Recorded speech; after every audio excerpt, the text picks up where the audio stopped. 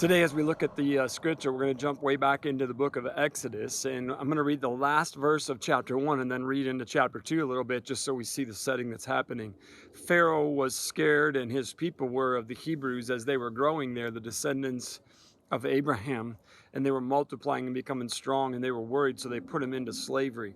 And then they continued to flourish, and so this is the next step in the process of trying to control the growth of the Israelites. Then Pharaoh gave this order to all his people: throw every newborn Hebrew boy into the Nile River, but you may let the girls live.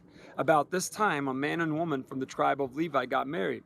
The woman became pregnant and gave birth to a son. She saw that he was a special baby and kept him hidden for 3 months. But when she could no longer hide him, she got a basket made of papyrus reeds and waterproofed it with tar and pitch. She put the baby in the basket, laid it among the reeds along the bank of the Nile River, and the baby's sister then stood at a distance, watching to see what would happen to him. So friends, I want us to just pause for a moment, and what I'm looking at today and what I want to challenge you with is this moment of surrender in life when we have no control. When Moses' mother could not hide him any longer, did not want to let his life be lost, she decided, even though I can't keep him, she did something. She placed him in the Nile like she was told, but she put him in a protective covering. She did everything physically possible on her part to not only save the life of her child, but also be obedient to the government that was over her. Pretty interesting thought. But there came this moment of surrender where I can't do anything else. I can't. There is no other solution.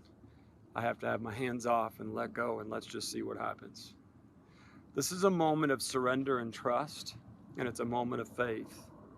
Now, I do believe that God asks us to do work. Remember, we just went through this whole thing with Nehemiah where he prayed and trusted God, and they worked, but they worked. They did their part.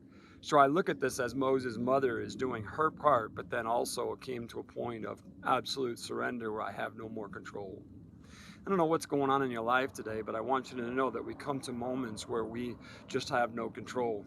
And in that process, we have to get to that place where we will just surrender. So whatever you're doing, if you've done your part and you feel like you're getting worn out because you're trying to make things happen, can I just encourage you today to put whatever it is in that little basket, lay it into the river, and just trust God and step back and see what he does. God's up to something, and he'll do it. Let's be that church of faith. God bless you.